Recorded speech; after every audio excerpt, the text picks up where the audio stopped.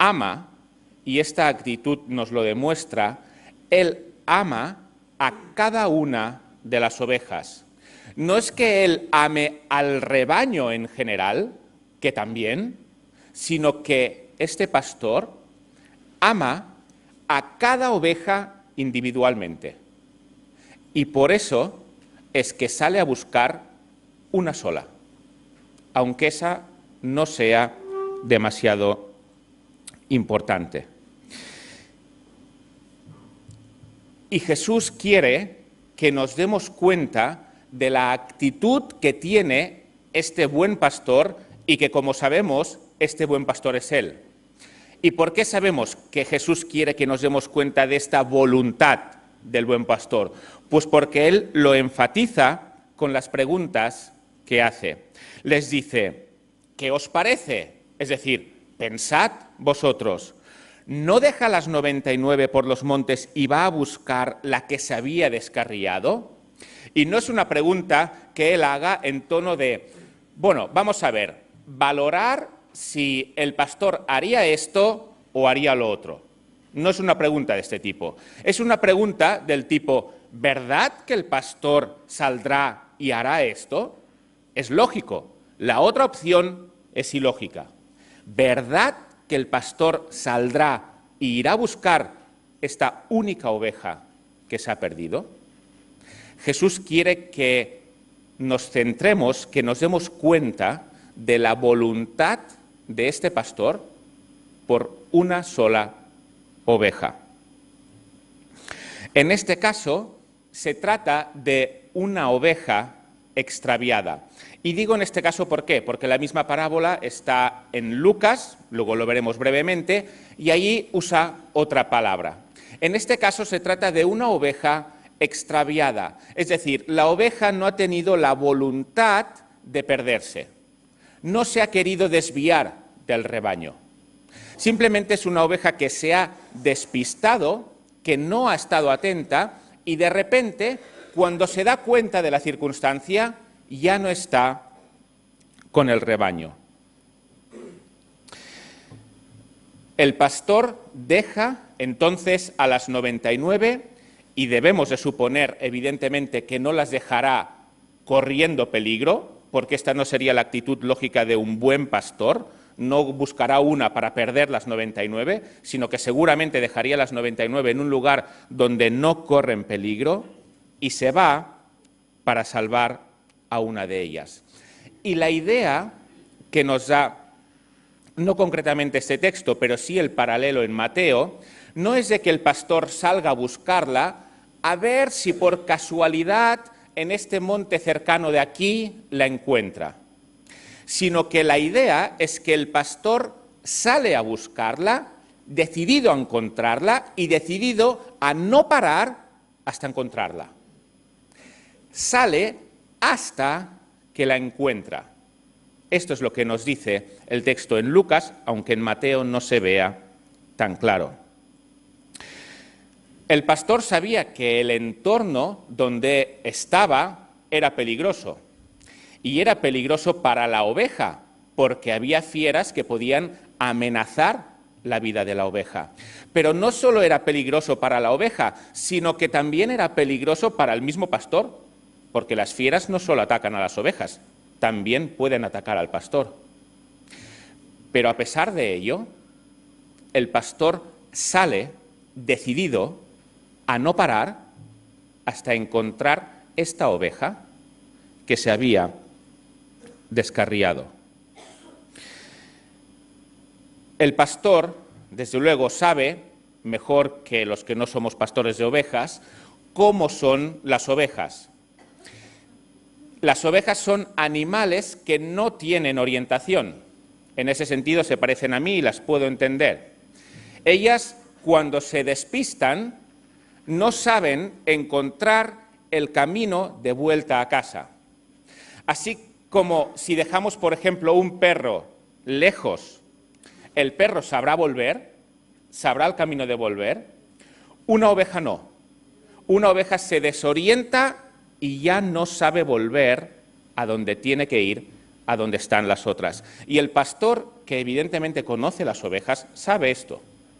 Y sabe que esa oveja descarriada no va a ser capaz de volver al redil por sí sola. Ella no podrá. O sale el pastor a buscarla, o esa oveja se pierde. Pero la opción de que esa oveja encuentre sola el rebaño no existe. Las ovejas no pueden hacer esto. Y es importante esto, porque vemos en ello que es el pastor el que sale a buscar a la oveja. No es la oveja la que sale a buscar al pastor, sino que es el pastor el que se mueve, el que deja su lugar y el que se dirige al lugar donde está la oveja. No es la oveja quien hace eso. No es la oveja quien vuelve al pastor, sino que es el pastor el que va a donde está la oveja. Y cuando la encuentra, se regocija. Y según el texto de Lucas, se regocija tanto que incluso invita a sus amigos y a sus vecinos a ponerse contento por la oveja que ha sido recuperada. Y cuando la encuentra, lo vemos también en el texto de Lucas, no regaña, y lo vemos también en esto, no nos dice que regañe a la oveja. Es decir, el pastor, cuando encuentra a la oveja, no le dice, bueno, por fin, me has hecho perder 4 horas buscándote, ya está bien la mala jugada que me has hecho. Te doy unos golpecitos con la vara y ahora vas a volver corriendo para el rebaño. El pastor no hace esto con la oveja, que quizás sería lo que a nosotros nos llevaría el ánimo a hacer, sino que el pastor coge, como se ha visto en el dibujo que se ha puesto al principio, coge la oveja, se la pone en sus hombros, ni siquiera la oveja tiene que volver andando, eso lo vemos en Lucas, se la pone en sus hombros, sin regañarla, y la trae. Y esto lo hace con gozo. No lo hace pensando, madre mía, lo que he tenido que hacer por esta ovejita que ahora me trae aquí, y la trae, pero enfadado. No, no. Coge la oveja, la pone en sus hombros y la lleva con gozo, lo vemos en Lucas 15, al rebaño. Este es el buen pastor. ¿Cuál es entonces la enseñanza de esta parábola? ¿Qué es lo que esta parábola nos está enseñando a nosotros? Lo que nos está enseñando es el amor y la dedicación del pastor, del buen pastor, que sabemos que es Jesús, hacia cada una de sus ovejas en particular. No hacia un rebaño, sino hacia cada una de sus ovejas en particular, porque le importa a cada una. Imaginemos que cuando él las cuenta y ve que hay 99, de repente aparece por allí una oveja que no es la suya, pero que se puede incorporar a su rebaño. O que un amigo suyo le dice, pues mira, te falta una, yo te regalo una que a mí me sobran. ¿Creéis que este pastor diría, pues mira, ya tengo 100, igual que al salir? Pues ya está bien. Porque yo lo que quería era empezar con 100 y terminar con 100. Según vemos, la actitud de este pastor no es así. No es que le importe el número de las ovejas que tiene, es que le importa cada oveja en particular. Cada una de ellas es importante para este buen pastor y es capaz de correr riesgos para ir a buscarla. Y esto evidentemente es una gran lección para nosotros. Esta es una iglesia numerosa y eso es muy bonito porque se ven a muchas personas que están siguiendo a este pastor. Y si hacemos una foto hoy de la iglesia y si hacemos una foto de aquí a un año de la iglesia y falta una persona, aunque se hayan incorporado unas cuantas, y falta una persona porque se ha perdido, no porque, por ejemplo, como estos hermanos han ido a otra iglesia, eso no es una oveja perdida, pero falta alguna persona porque se ha perdido de verdad, quizá en la foto de iglesia no nos demos cuenta, o eso pase desapercibido. Pero lo que nos está enseñando este pastor es que a pesar de que en esta foto de iglesia pueda parecer desapercibido, para él es importante. Y este pastor dejó el rebaño para ir a buscar a esta oveja.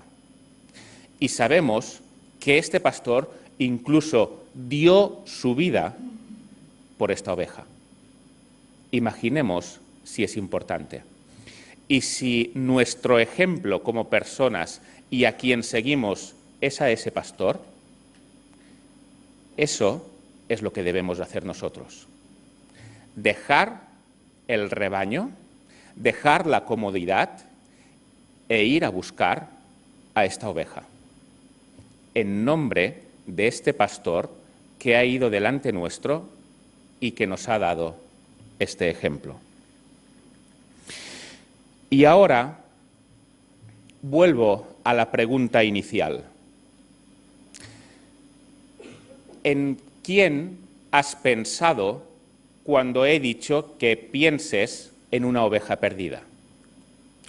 No hace falta que lo digáis cada uno de vosotros, pero vamos a ver en quién estaba pensando Jesús cuando él explicó esta parábola. Porque Él es el maestro, Él es quien nos enseña. Entonces nosotros tenemos que adecuar nuestro pensamiento al suyo. Por tanto, vamos a ver en quién estaba pensando Jesús cuando Él explicó esta parábola. Antes he leído los versículos 12 y 13, que son los que exponen la parábola.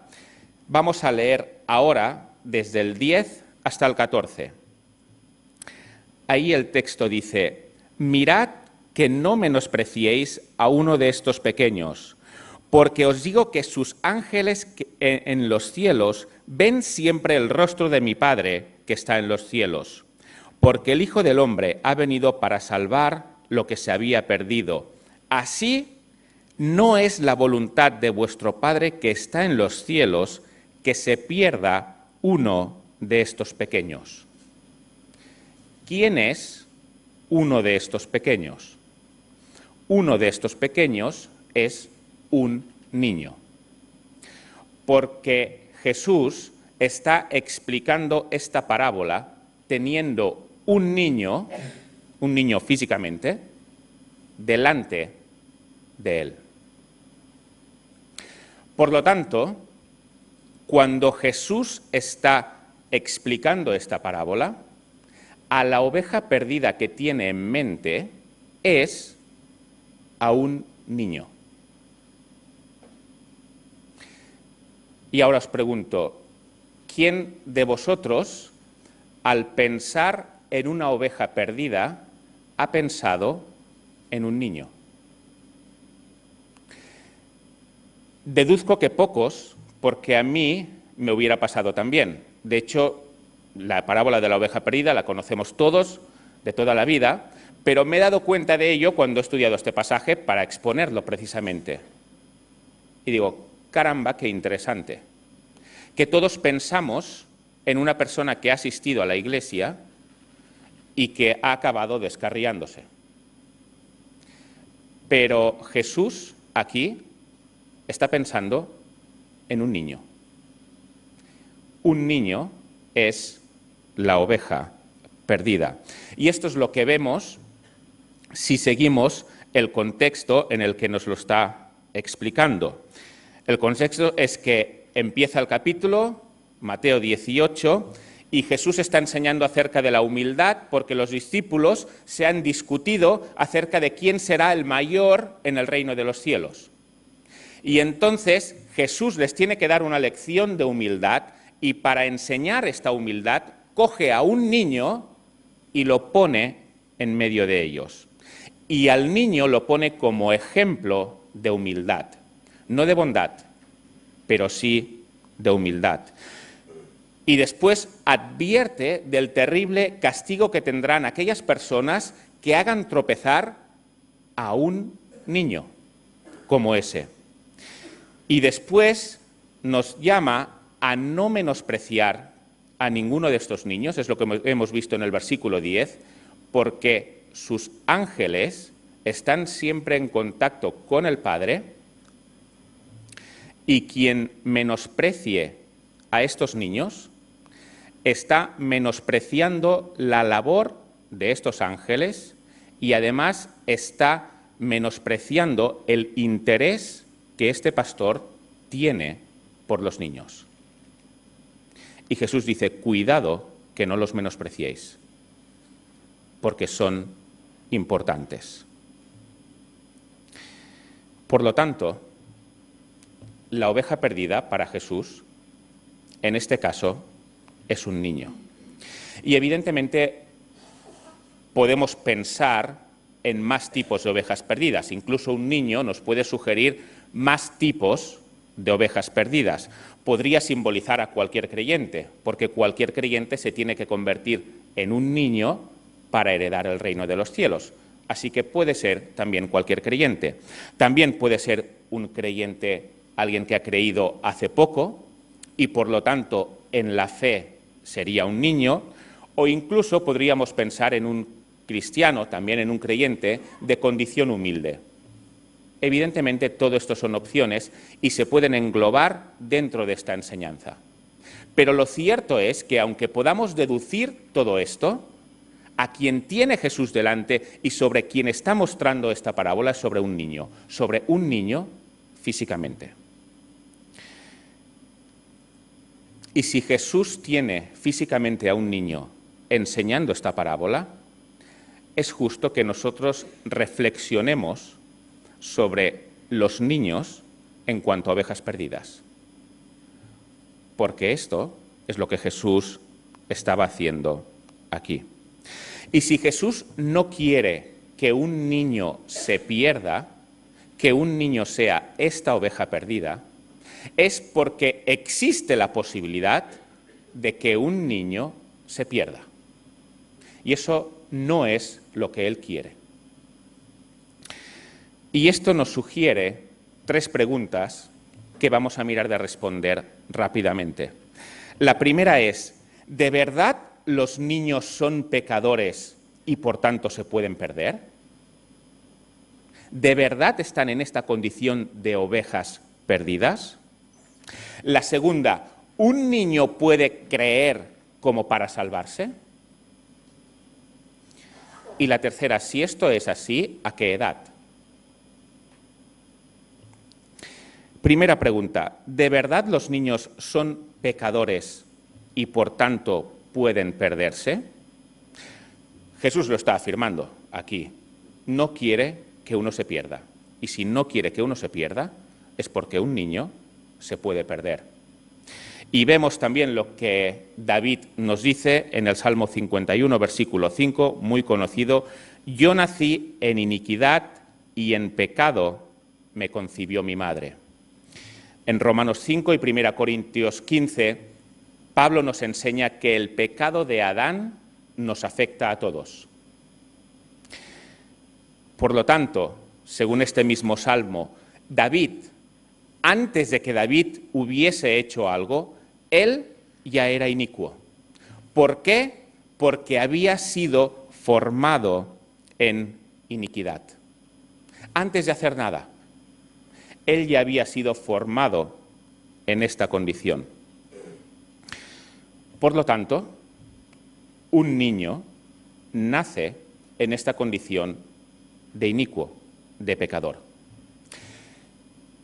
Evidentemente hay una edad muy temprana, cuando es bebé, que no sabe lo que hace y que no tiene ningún tipo de responsabilidad y que creemos, por otros textos que ahora no vamos a mirar, pero que creemos que si muere va al cielo, desde luego que sí. Pero esta edad en la que un niño no entiende nada y no sabe nada del bien y el mal, desaparece mucho antes de lo que a nosotros nos puede parecer.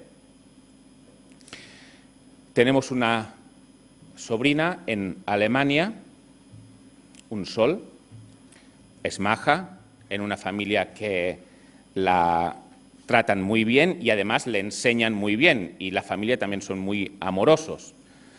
Y de verdad es muy maja, la ves, juega súper bien, todo buena voluntad. Y lo único que ves cuando la miras, de verdad, a ella y a su hermana, que es más pequeña también, es un ángel. Ahí no hay un atisbo de maldad, porque todo es bueno. Y de verdad esta es la impresión que da, y sé que me entendéis porque tendréis esta impresión con otros niños. Y hace poco estaba en la guardería, porque ha empezado justamente ahora a ir, y quería sentarse en una silla, y había un niño sentado en esa silla. Entonces, ¿qué es lo que hizo? Pues acercarse a la silla y hacer ¡puah! Con el niño fuera y me siento yo ahí, que estoy más cómoda. ¿Quién le ha enseñado esto a esta niña? Sus padres no se lo han enseñado. Su familia en general tampoco se lo ha enseñado. Ella no ha tenido este ejemplo en ningún lugar.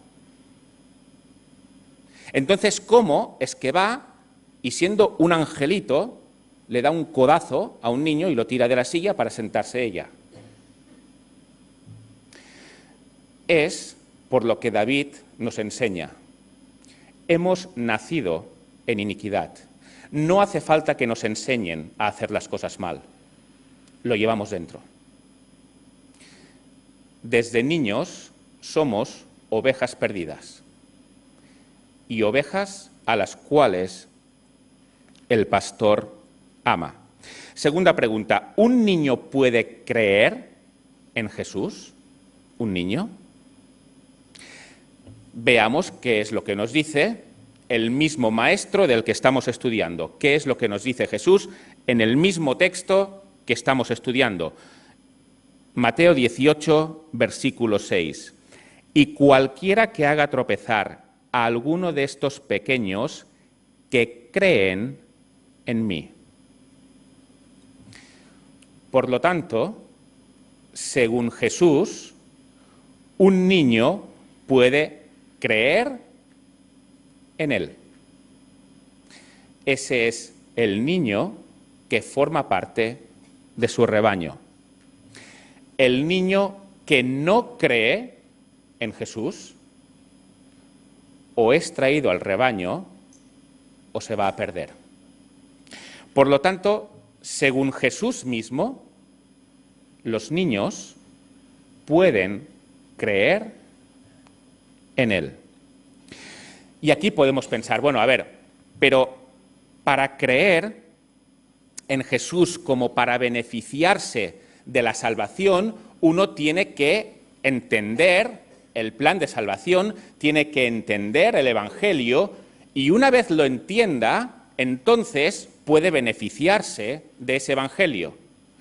Pero antes de entender el conjunto del Evangelio, no puede creer como para salvarse, porque uno no puede beneficiarse de aquello que no entiende, ¿verdad?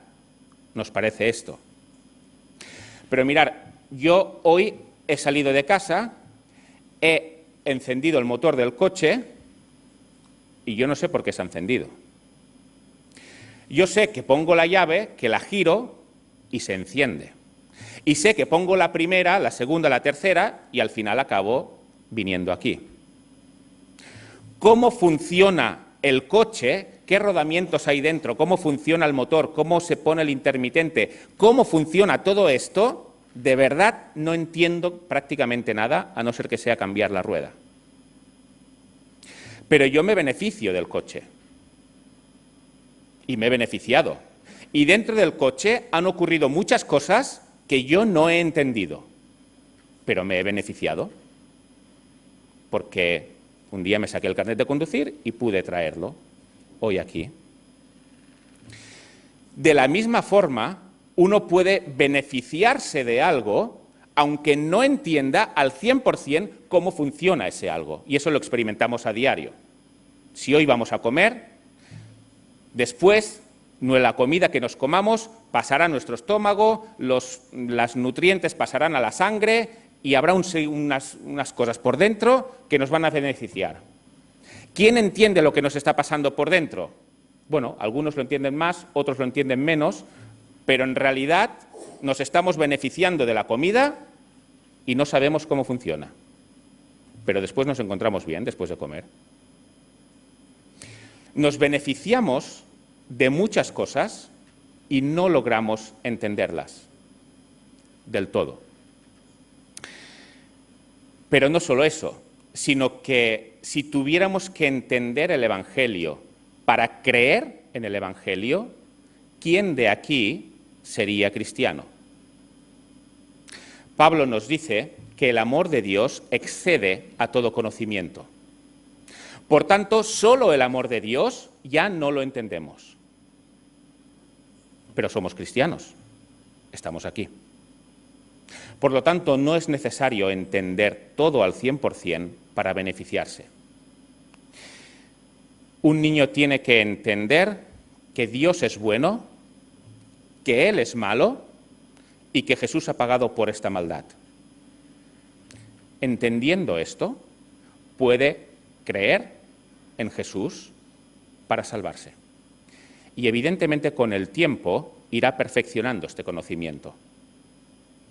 Pero no necesita más. Igual que nosotros no necesitamos más conocimiento en muchas cosas para beneficiarnos de ello. ¿A qué edad podría creer un niño? Evidentemente no os voy a dar una edad, porque la Biblia no da una edad, así que no puedo darla. Pero lo que sí podemos decir, y sí dice la Biblia, es que hay una edad temprana en la que el niño ya sabe lo que está bien y lo que está mal. En Isaías 7:16 nos dice, porque antes que el niño sepa desechar lo malo y escoger lo bueno, la tierra de los dos reyes que tú temes será abandonado. Y el concepto en el que Isaías está diciendo eso es que esa tierra será abandonada rápidamente. Por lo tanto, un niño rápidamente sabe lo que está bien y lo que está mal. Esta edad viene temprano. Aplicación. Aparte de pensar en las ovejas perdidas que no vemos en la Iglesia, pensemos también en las ovejitas que tenemos corriendo por aquí, porque el pastor tiene interés en ellas, no quiere que se pierdan, y se pueden perder si no creen en Jesús.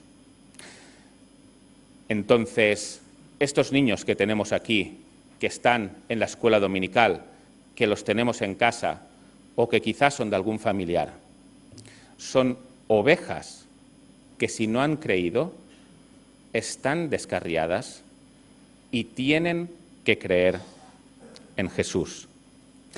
Por lo tanto, cuando enseñemos a los niños, no enseñemos únicamente para que sepan historias bíblicas, para que sepan quién es Gedeón, quién es Jonás y quién es Moisés. No solo les enseñemos quién es Jesús, sino mostrémosle que ellos son malos, que Dios es bueno y que por tanto no pueden estar con Dios y que Jesús ha pagado por ello. Esto les puede hacer creer y que dejen de ser estas ovejas perdidas que Jesús no quiere que lo sean. No se les tiene que enseñar únicamente para que conozcan la Biblia y cuando ya sean un poquito más mayorcitos, que ya tengan 14, 15 años, pues que ya puedan tomar una decisión más madura. Mucho antes, muchísimo antes, deben de tomar la edad madura y es responsabilidad nuestra enseñarles en este sentido. No solo que conozcan quién es Jesús, sino que crean en Jesús como Salvador, porque este es el propósito por el cual Jesús nos puso aquí esta parábola. Pero, evidentemente, no podemos aplicar y no debemos aplicar esto únicamente a los niños. Y muy brevemente lo veremos en una aplicación que no es a los niños. Lucas capítulo 15 y versículos del 1 al 7, os lo leo. Dice, se acercaban a Jesús todos los publicanos y pecadores para oírle, y los fariseos y los escribas murmuraban diciendo, este a los pecadores recibe y con ellos come. Entonces él le refirió esta parábola diciendo, ¿qué hombre de vosotros teniendo 100 ovejas, si pierde una de ellas, no deja las 99 en el desierto y va tras la que se perdió hasta encontrarla? Y cuando la encuentra la pone sobre sus hombros gozoso y al llegar a casa reúne a sus amigos y vecinos diciéndoles, gozaos conmigo porque he encontrado mi oveja que se había perdido. Os digo que así habrá más gozo en el cielo por un pecador que se arrepiente que por 99 justos que no necesitan arrepentimiento. Aquí el público es distinto. Por una parte hay publicanos y pecadores. Los publicanos eran los cobradores de impuestos y estos eran considerados como unos traidores por la nación de Israel porque cobraban impuestos a los israelitas para dárselo a los romanos. Y además de ello, acostumbraban a cobrar más de lo que debían para quedárselo. Por tanto, para los judíos eran lo peor. Pero aparte de estos, que eran lo peor para los judíos, estaban también otros pecadores que eran conscientes de que eran pecadores, escuchando esta parábola. También había fariseos y escribas. Como sabéis, los fariseos eran esta secta del judaísmo que eran muy estrictos a la hora de cumplir la ley. Tenían del decálogo de los 6 mandamientos, habían hecho más de 600 mandamientos y ellos procuraban cumplir la ley al dedillo. Y eran admirados por el pueblo por eso, por ser unos estrictos cumplidores de la ley. Y estaban también los escribas, que no únicamente eran los que escribían la ley, sino que eran también los que la interpretaban y los que la enseñaban y los que creaban estos mandamientos, aparte de los que Dios había dicho, aunque basados en lo que Dios había dicho. Por lo tanto, tenemos aquí 2 grupos opuestos, publicanos y pecadores muy mal vistos, escribas y fariseos que eran lo mejor de la sociedad, entendedme el sentido en el que lo estoy diciendo. Unos saben que son pecadores, otros piensan que no son pecadores. Y Jesús les habla la parábola a estos 2 grupos. Y a diferencia de la de Mateo, en Mateo la oveja se había como extraviado de una forma involuntaria. Aquí, aunque es muy sutil la diferencia, se trata más de una oveja que se pierde. La oveja parece aquí tener un poquito más de responsabilidad en cuanto a estar perdida. Por lo tanto, hay 3 personas que identifican a un grupo en esta parábola. En primer lugar está el buen pastor, es Jesús. En segundo lugar están las ovejas perdidas, que son los publicanos y los pecadores. Y en tercer lugar están las ovejas que no se han perdido, entre comillas, que son los escribas y los fariseos. Y estos 2 grupos tienen un mensaje para ellos. Los publicanos y los pecadores sabían perfectamente que eran la oveja que se había perdido.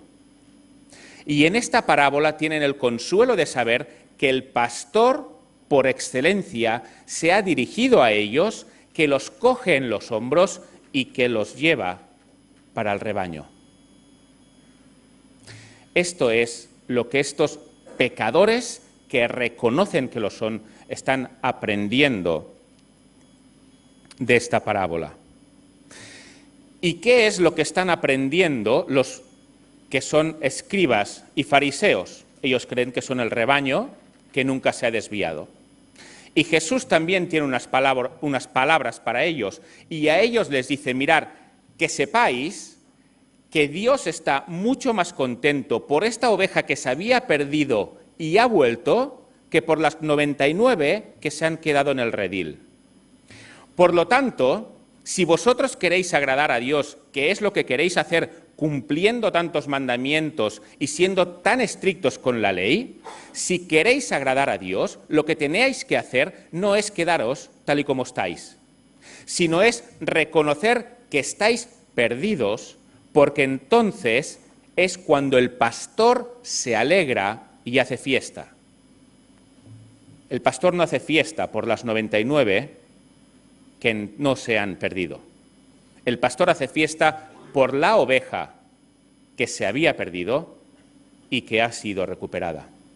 Por lo tanto, vosotros que os creéis tan buenos, si queréis agradar a Dios, tenéis que daros cuenta que sois esta oveja que se ha perdido y que ha vuelto. De esta forma, Jesús está hablando a los dos grupos bien diferenciados que tiene aquí. Y posiblemente aquí sí que quepa ya las ovejas perdidas que os he pedido al principio que penséis en ellas. Para terminar, como aplicación, no pensemos que únicamente son los adultos descarriados los que están perdidos. Jesús dio una importancia capital a los niños y debemos de pensar en ellos como ovejas perdidos.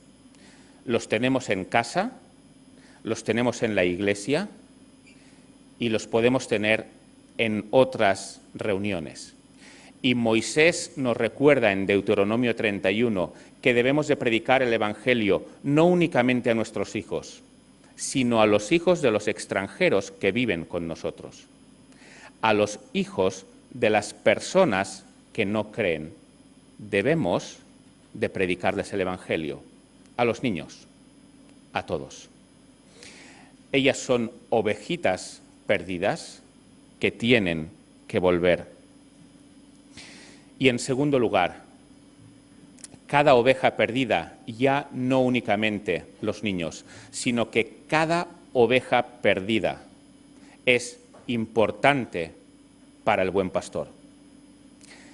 A veces podemos pensar que si dejamos la iglesia, nadie lo va a notar, porque a lo mejor somos un miembro no muy importante de la iglesia, porque nos vamos alejando poco a poco y parece que nadie se ha dado cuenta. Y esto podría pasar porque nosotros no sabemos lo que está pasando dentro de tu corazón.